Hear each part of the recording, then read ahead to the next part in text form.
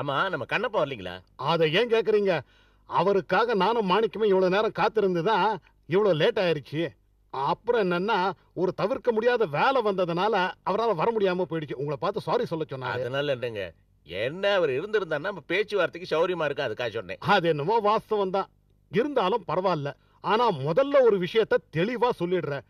எந்த ஒரு விஷயத்தையும் ஒளிவு மறைவு இல்லாம தெளிவா பேசி தீர்த்துக்கலாம். என்ன சொல்றீங்க? நான் என்ன சொல்லணும்னு நினைச்சேன்னா அதே நீங்க சொல்லிட்டீங்க.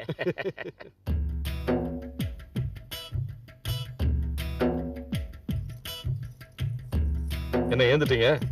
அது வந்து இது வீடெல்லாம் கொஞ்சம் சுத்தி பார்த்துட்டு வரலான்னு. போங்க போங்க, தாராளமா போங்க. பார்த்துட்டு வரட்டும். பவானி, நீ போ கூட. ஐயோ கடவுளே, அப்படியே 7 அடுக்கு மாடி சுத்தி காட்டுறதுக்கு பொண்ணு அனுப்பிச்சிருக்காரு பாரு. உன் மேல உங்களுக்கு அவ்வளவு நம்பிக்கை. சும்மாடி. என்ன பாட்டி? ஒண்ணும் இல்ல கண்ணு. நீங்க 5 பேர் அக்கா தங்கச்சிமாரா? ஆமா.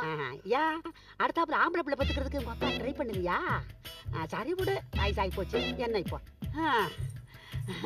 கண்ணு, நீதான் மாணிக்கத்தை கட்டிக்க போற பொண்ணா? இல்ல இல்ல, நான் இல்ல, இவளா? ஏன் இவ கூட நல்ல அழகாத்தான் இருக்கிறா. கண்ணு, நீங்க 5 பேர் அக்கா தங்கச்சிமாரா? எங்க கொஞ்சம் தள்ளு. போறம்மா, 5 பேர் அக்கா தங்கச்சிமாரா இருந்த கூட வீட எவ்வளவு சுத்தமா வச்சிருக்கீங்க. இது இருக்குது பாரு, இது ஒண்ணுதான்.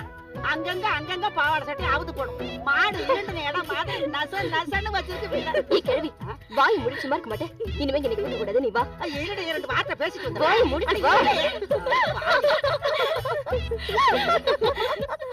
என்னம்மா, வீட்டை நல்லா சுத்தி பாத்தீங்களா? சுத்தி பார்த்தேன். வீட உங்க பொண்ணுங்க எல்லாம் நல்லா சுத்தபத்தமா வச்சிருக்காங்க. சரி, உங்களுக்கு பிடிச்சிருந்தா சரி. அப்புறம் மேல சொல்லுங்க. நான் மாணிக்கத்தை பத்தி தான் சொல்ல விரும்புறேன். அவன் இங்க இருந்தாலும் பரவாயில்ல. மாணிக்கம் மாதிரி நேர்மையான ஒருத்தனை நீங்க பார்க்கவே முடியாதுங்க. நான் 20 வருஷமா தொழில் செஞ்சுட்டு வரேன்.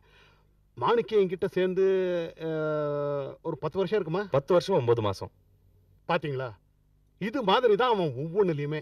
20 வருஷமா தொழில் பண்ற எனக்கே தெரியாத நெளிவு சுழிவு கூட இவனுக்கு தெரியுதுன்னா பாருங்க. ரொம்ப கெட்டிக்காரன்.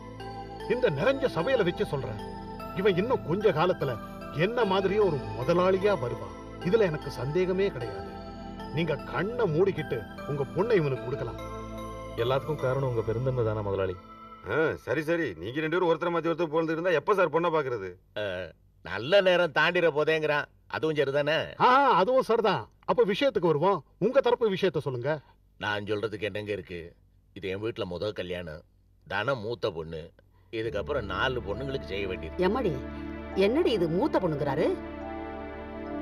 அதானே, இது கொஞ்சம் யோசிக்க வேண்டிய விஷயமா. என்னம்மா, கவலைப்படாதீங்க. நான் செய்யறத குறைச்சிட மாட்டேன். என் சக்திக்கு முடிஞ்ச நிச்சயமா செய்யறேன். அது இல்லைங்க, நாங்க வரதட்சணை பத்தியோ செய்முறை பத்தியோ எதுவும் பேசலைங்க. பின்ன வேற என்னங்க? சொல்லுங்க, தாராளமா சொல்லுங்க. நாங்க பார்க்க வந்தது தலைச்சம் பொண்ணுன்னு எங்களுக்கு தெரியாது.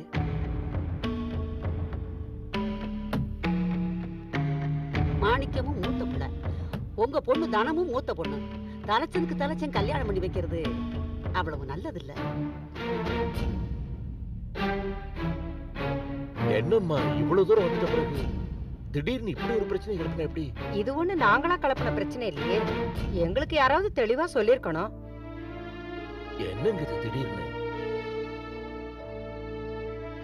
மன்னிச்சுக்கங்க சிதம்பரம் சார், இந்த பிரச்சனைக்கு முழுக்க முழுக்க நானும் கண்ணப்பனும் தான் காரணம். நல்ல குடும்பம்னு அவர் சொல்ல, நல்ல பையன்னு நாங்க சொல்ல, இப்படியே பேசிக்கிட்டு இருந்தோமே தவிர பொண்ணு எத்தனாவது பொண்ணுன்னு நாங்களும் கேட்கல, பையன் எத்தனாவது பையன்னு அவரும் கேட்கல. இப்படி ஒரு பிரச்சனையை பத்தி எங்களுக்கு தோணாமலே போயிடுச்சு.